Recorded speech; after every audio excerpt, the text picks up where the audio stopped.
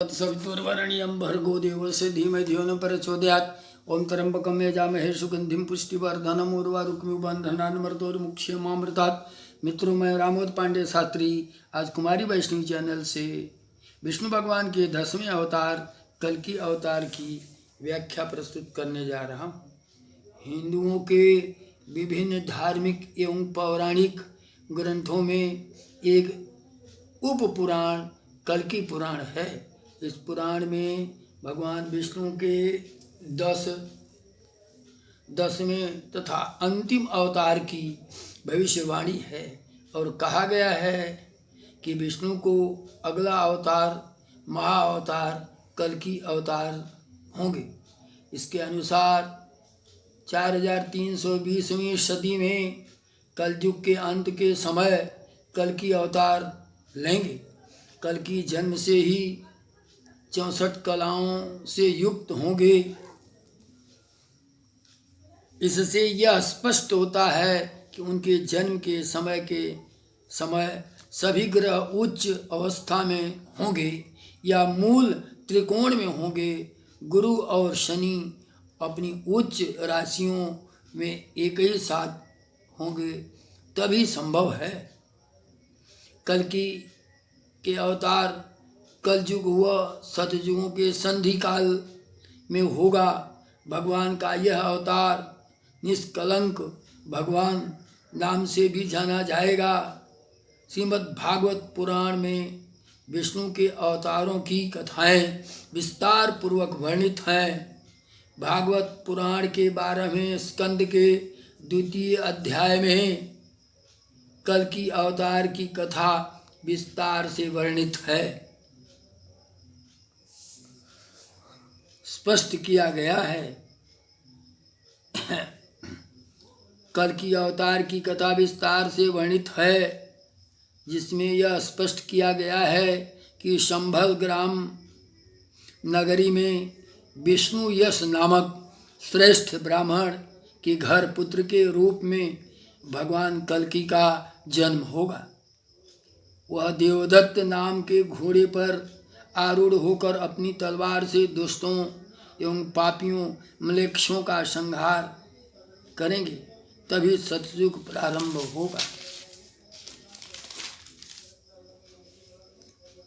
श्रीमद् भागवत पुराण के 12वें स्कंद के अनुसार संभल ग्राम मुख्यस्य ब्राह्मणस्य महात्मनः भवने विष्णु यशः कल्कि प्रादुर्भविष्यति। अर्थ है, संभल ग्राम में विष्णु यश नाम के एक ब्राह्मण होंगे। उनका हृदय बड़ा ही उदार और भक्तिपूर्ण होगा। उन्हीं के घर कल्कि भगवान अवतार ग्रहण करेंगे। कल्कि पुराण के अनुसार परशुराम भगवान विष्णु के 10वें अवतार भगवान कल्कि के गुरु होंगे और उन्हें युद्ध की शिक्षा देंगे। वे ही कल्कि को भगवान शिव की तपस्या करके उनको दिव्य अस्त्र प्राप्त करने के लिए कहेंगे। कल्कि पुराण में संभल नामक ग्राम में विष्णु यश नामक ब्राह्मण निवास करेंगे, जो सुमति नामक स्त्री के साथ विवाह करेंगे। दोनों ही धर्म कर्म में दिन बिताएंगे। कल्कि उनके घर में पुत्र के रूप में जन्म लेंगे। अल्पायु में ही वेद शास्त्र का पाठ कर महापंडित हो जाएंगे। जीवों के दुख से कातर होकर के महादेव की उपासना करेंगे। अस्त्र शस्त्र की विद्या प्राप्त करेंगे। जिनका विवाह बृहद्रथ की पुत्री पद्मा देवी के साथ होगा। श्री जयदेव गोस्वामी विरचित गीता गोविंद में म्लेच्छ निधने